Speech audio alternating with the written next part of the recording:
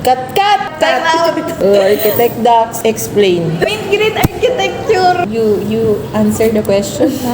Why me?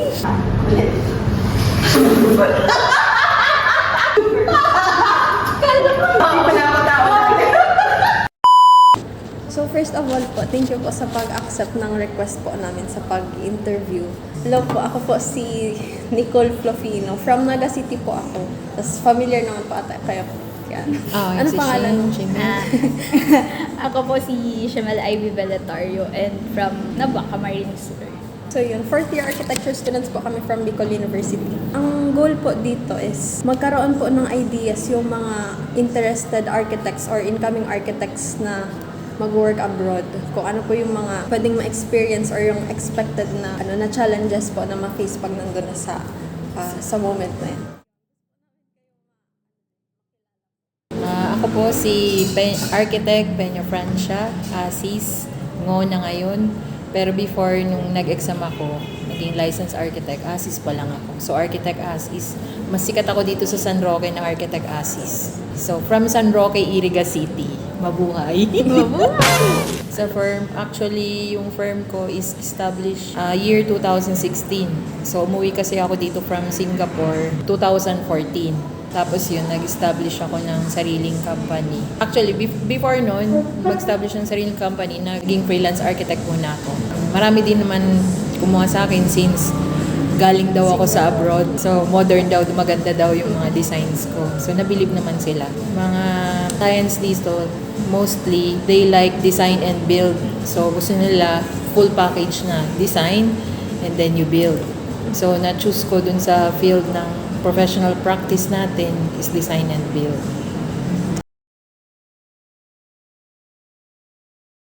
Actually, hindi talaga ako sa Singapore. Yung unang application ko is Turks and Caicos Island.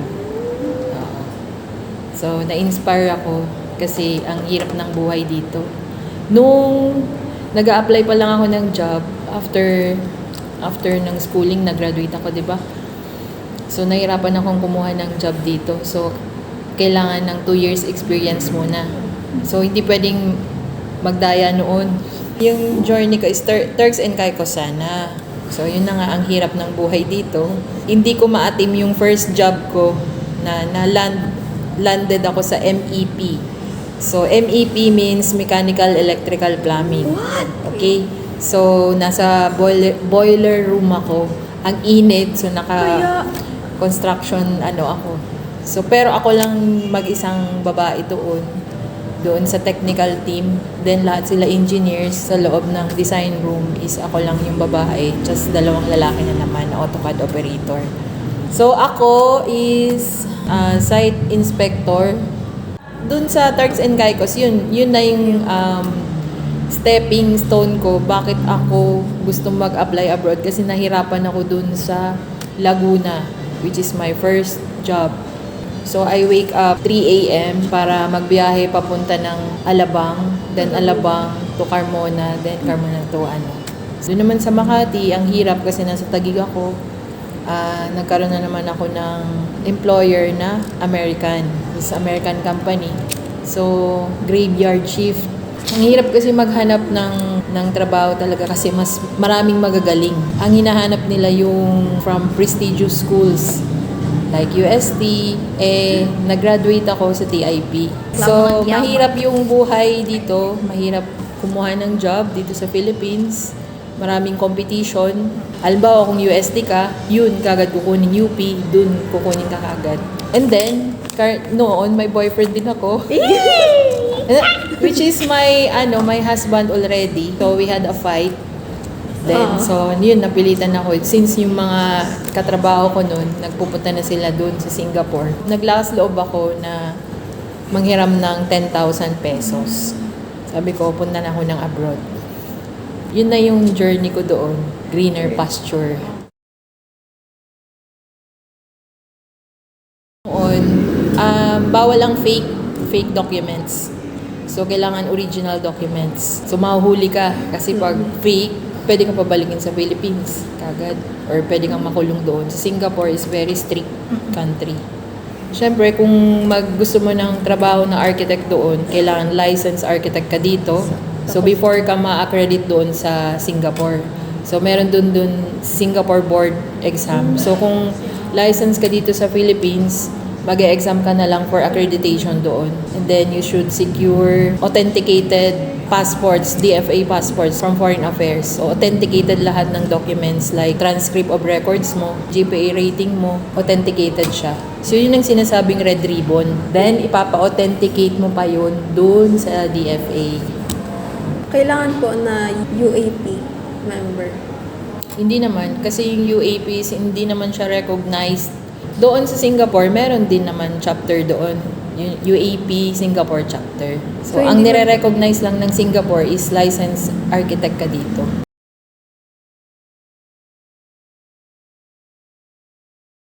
So, nung pumunta ako sa Singapore, jobless, no? So, yung hawak ko na documents, dapat nagre-represent sa'yo as an architect. Dapat bilib na bilib ka sa sarili mo, okay? Yung portfolio mo. Yun ang lagi nilang hinahanap kung ano yung skills na alam mo. Yung software, kailangan proficient ka dito sa AutoCAD, sa 3D modeling, SketchUp. Then, di lang yun sa mga softwares, gumagawa din sila ng scale modeling. Ano na sila ngayon kasi?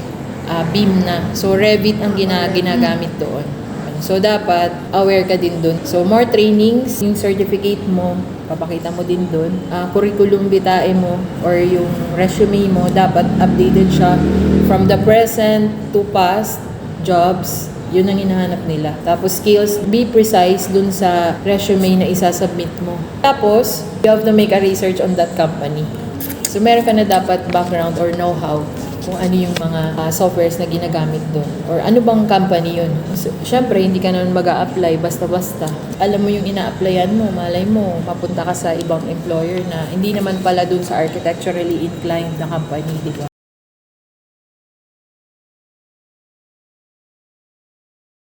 Kasi marami akong nahandelan especially nung nandun ako sa Sorbana Architects. So, architectural associate ako. Hindi ako nag-exam. Associate ka lang dun sa architect. Kasi hindi naman ako talaga accredited architect doon So, ako lahat gumagawa sa kanya. So, alam ko naman na lahat. So, siya lang talaga mag-represent. Yung scope of works ko doon is yun na. So, everything. Lahat. Ng Floor plans, architectural I do plan. 3D modeling, Photoshops, then presentations, PowerPoints, computations, GFA computations. Singapore kasi is an island lang. So, very particular sila dun sa sizing ng mga spaces. So, pag nag-exceed, syempre, dito sa Philippines is sobrang laki. Ang Singapore is just that mga projects nila, hindi sila gumagamit ng hollow blocks na may reinforcements. They use precast. So, buo na yun. So, iaano na lang. So, doon naman kasi, naka-3 lipat ata ako ng company. So, 10 years din kasi ako doon. So, pinaka-last kong company is design consultant na. Which is, hindi na ako makita doon sa table ko. How does it compare to your experience practicing in the Philippines? Mas pagod ako dito sa Philippines, okay? Kung pagod I'm na so dati. tired. I'm tired in the Philippines, you know? Yung doon sa Singapore, yung hair ko hindi tumitikwas. Dito ang tikwas-tikwas na, okay? I go to work, ano pa rin yan? Ang ganda ko pa rin. Maayos pa rin. Maayos pa rin yan. Fresh na fresh. Pero dito naman, Philippines, fresh ka. Pagdating dun, fresh na. In simple terms, mas maganda abroad. Para mas maganda abroad kasi yung competitive yung salary. Dito naman, okay naman dito kasi yung cost of living naman mababa. Okay. Mataas din naman So, ang salary kasi mataas din talaga po. Tsaka ang kasi doon, may homesick ka talaga. Lalo na kung wala ka pang asawa, single pa, homesick. Ay. Mas advantage naman yung wala pang asawa kasi makakapag-ipon kayo. So, wag mo na mag-aasawa. Okay. Okay lang kung foreign. Okay lang kung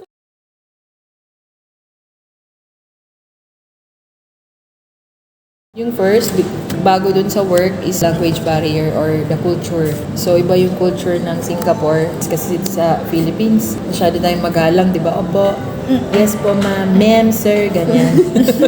Ma'am. Ma'am, sir. Doon naman, wala. You just call them by name. Mako-culture shock ka muna yun sa mga foods nila kasi almost spicy, ganyan. Ang cost ng food, masyadong mahal. So, triple. Kung halimbawa, bumili ka dito ng kanin tsaka ulam. So, you only have 75 pesos ngayon. Doon nga is triple nung 75 pesos. Tapos, sa work naman, yun na, yung software. Kasi kung nasanay ako dito na AutoCAD, SketchUp, doon is BIM. Then, yung standards din, meron din silang standards. Tayo kasi, meron din tayo actually Philippine standard. Pero hindi naman nafa-follow. Doon, buong Singapore is nafa-follow nila yung Singapore standard talaga. Then, yung ano doon, dito is millimeters or meters. So, manilig bago ka doon. Feet. American standard. Kasi ako noon, in-applyan ko is CAD skills. Kung CAD skills Singapore, yun yung humahawak ng mga workforce on manpower ng mga architecture, engineering, technical na dinedeploy nila sa iba-ibang company dun sa Singapore. So nasama ako dun sa ano na yun, kami daw yung magagaling, okay? So dinedeploy ka. So kahit anong software, alam mo. So alam ko yung dati is MicroStation. MicroStation is ano pa yan? Before ng AutoCAD. Kung sa AutoCAD, typing command tayo, command, yun naman, click ka lang, click. Lang shortcut. There's no shortcut. Buti na lang may CAD. Sa rendering naman, gumagamit pa ako ng Photoshop. From SketchUp po. From SketchUp, From to scratch. Photoshop. Tapos nire-render ko yung mga shading dun sa maging Photoshop. realistic. Pero meron naman yung 3D Max. Ayun, malaki po yung difference ng Philippine Star niyo sa National Building Code. Pinital. Oo naman, sobrang laki. Yun nga, very strict sila. Bago mo isasubmit yung, kasi dito is blueprints, di ba? Doon kasi, yung system doon is online na. So, isasubmit mo siya online. So, masasala na yun doon kagad. Mabilis ang, dito naman, kailangan mo blueprints, bla bla, ganyan, lahat. Dito Or naman di sa ko Philippines, di ba, nagawa na, tapos saka i-defend mo palang pa, tapos sabi niya, i-ano. hindi, 1 meter yun eh. Hindi, yung setback nito, ganito, ganyan, di ba, nagawa na. Kasi minsan nauna na yung construction bago yung Pero, bago kayo mag-start ng project, you should secure a building permit first. Okay?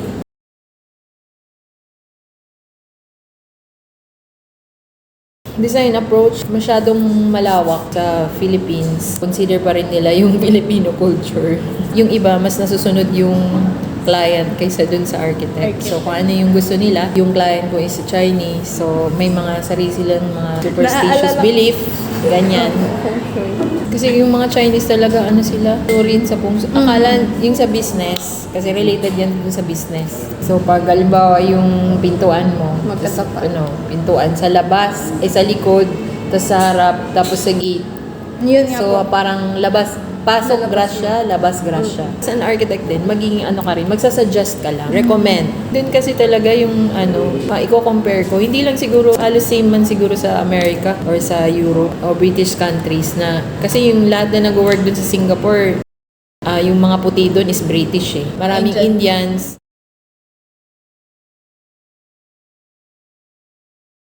Okay, yun na nga. Sobrang din kasi doon. Sobrang laki din, sobrang lawak, sobrang iba yung practice doon ng construction. And also the designs. Kasi yung designs doon is contemporary or modern architecture.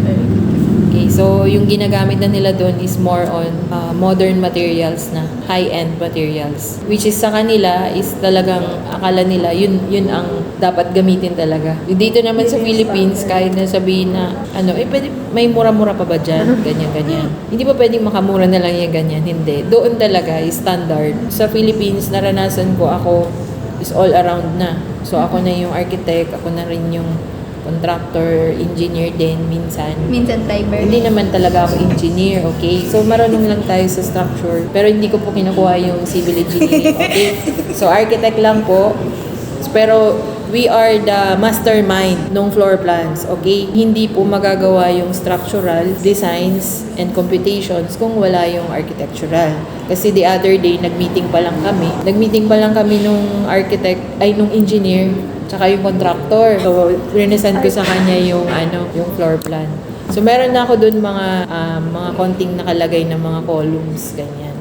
Pero sinabihan ko pa rin siya na wag yun i-follow I respect kung ano yung gagawin niya, diba? So we respect each other's professional capability. Yung construction industry doon naman, separate yung architect, separate yung engineers. Ito kasi tayo is jack of all trades na, 'di ba?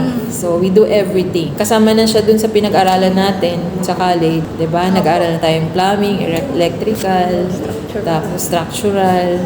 So yung yung challenging dun is iba-iba kasi kami. Yung iba Thailander, yung iba Chinese sa mainland. So pero bilib na bilib ako sa mga Singaporean kasi workaholic sila. So na-adapt ko yung culture nila na pagiging workaholic. Since workaholic man ako dati, yun, nagawa ko.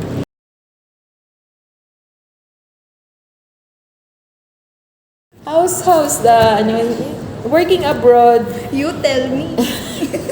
Bakit nga ba? Lubak-lubak kasi yung daan eh. Kaya, may side mirror. So lubak-lubak naman yung daan ko dun sa Philippines. Pagdating naman sa Singapore, smooth naman. Wow, na-connect. So you tell me, bakit nga ba? Okay?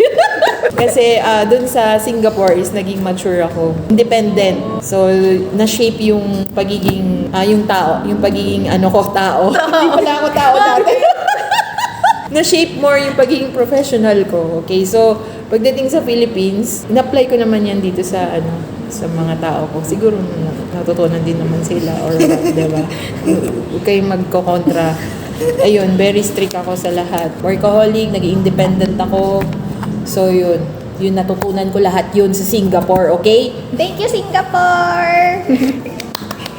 What opportunities that may not have been possible in the Philippines became available to you? Parang naano ko na yan yung first, second na question. Kasi dito kasi sa Philippines, di ba, mahirap maghanap ng work dito. Mag-underpaid po ba architect pag dito sa Philippines? Tapos Oo naman, mag-graduate? kasi yung first job ko is, yung salary ko lang nun is 7,000. Tapos nakukuha ko na lang minsan 5,000 o 4,200. Which is, nung time na yun is malaki naman na mga taxes. Doon naman, yung tax naman doon, hindi naman ganun kalaki na sobra. Pag permanent resident ka naman, mapapasayo naman yun. So kagaya nun, yung nandun ako sa Singapore, nag-apply ako for permanent resident. Man ako na-approve. So, yung lahat ng mga taxes ko, so per month, yung salary. So, nagiging na siya, Central Provident Savings. So, yun nakuha ko siya after pag gusto mo nang umalis sa Singapore or i-renounce mo yung pagka-PR mo or citizenship, pwede mo makuha yung pera. Pero kung babalik ka doon, paging PR ka ulit or citizen, babalik mo yung pera. So, halimbawa kung 6 million yun, balik mo yung 6 million sa kanila, okay? Pero makukuha mo rin naman yun ulit after. Pag gusto mo na talaga naman, sa retirement mo na. Tapos, tama po, architect, pag nag-ano ka doon, kunwari, no littering policy, pag nag-ano ka, may fine. Kaya nga yung Singapore is parang bansag sa kanya is Singapore Fine City. Pero maganda rin doon kasi natutunan ko maging malinis. Cleanliness is next to godliness. Amen.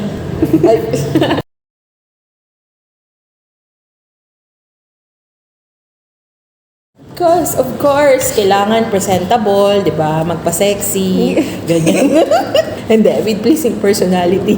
De, joke lang. Yung kino-consider dyan, all your documents should be prepared. Financially, stable. Hindi kagaya nung pagpunta ko doon, 10,000 pesos lang yung dala-dala ko. Okay? So, kailangan mo ng researching. So, bago ka pumunta doon, kung may job ka na, kailangan mong maghanap ng housing. So, saan ka makakuha ng housing? Yung pera ko ba? Sapat ba dito sa ganito? So, since ang salary doon is nare-receive every end of the month lang o 30th. So, isang buwan ka na magi-starve. So, yung softwares, kasi bawal, di ba, yung pirated doon. Fake. Tapos, all must be original documents. Kasi meron yung mga iba, yung transcript nila. So, ginagawa ng uno lahat. 1, ganyan-ganyan. So, syempre, pag na-find out na yun, fake. So, dapat, all documents should be original and authenticated. Documents ready as an architect. If you're going to apply as an architect in Singapore, so you have to build your own portfolio. I-build mo yung sarili mo dun sa company. Ay, may question pa pala ako dun sa... Wala na, Bill. Number 9 na yun eh. Ay, talaga mag-abroad to. Tutulungan kita, don't worry. Paano niyo po nalaman yung mga requirements? Okay, paano ko nalaman yung requirements? Like, my goal, yung sa research nga nga po, inalam nyo na po yung company pag-a-apply, tapos kinuha nyo na po yung requirements nila, or nagdala lang kayo ng general na requirements? Nag-research ako sa internet. About Kasi meron parang portal o Singapore portal na jobs. Kaya how to seek jobs in Singapore. So kung hindi naman sa Singapore, kung sa New Zealand. Pag sa Canada nga, kailangan mo yung English proficiency test. So luckily, yung Singapore, wala namang ganun. Siyempre, dadaan kayo sa POEA, ha? Dyan talaga mapupunta lahat ng going abroad. Yung POEA, may guidelines din yun. So nagkaroon muna ako ng seminar, DOS, do's and don'ts. So hindi pwede ganito, hindi pwede ganyan. Ayun ba kung sa Europe, mas okay pa sa kanila yung umutot pala kaysa yung bad breath. Diversified architectural experience. Dapat kang is defined under Section 3, Board's Resolution Number, blah blah. Implementing rules and regulation of RA 9266, okay? 9266 Architecture Act. Pre-licensure experience of 2 years. Yan man lang adto. Ang balino, may natutunan ako. Baka naman RA doon kami 9266. Kasi bago ka naman maging architect, 2 years. tapos ka na nung dae. Pero that doesn't end there, yung learning. You don't stop there. Malalaman naman daw po talaga yung kunwari ito daw pong 5 years na pag-aaral namin. Mas matutuko to kami pag nasa field na talaga. Kasi experience. Ay, perfect. Ay. Wow, experience is the best teacher, correct.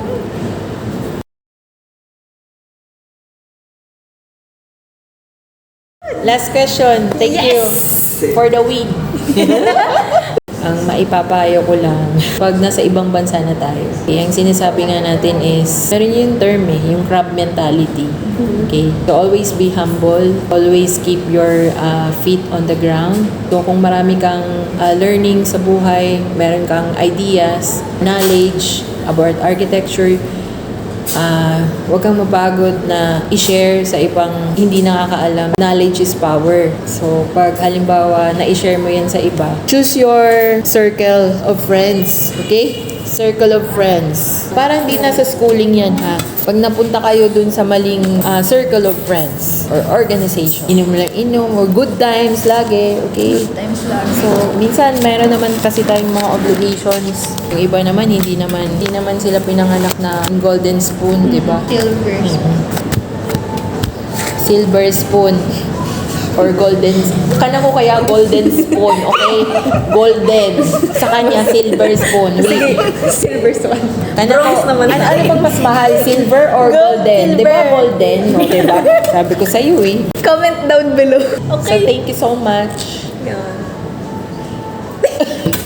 So, thank you very much po Architect Pens for giving us time and answering our question.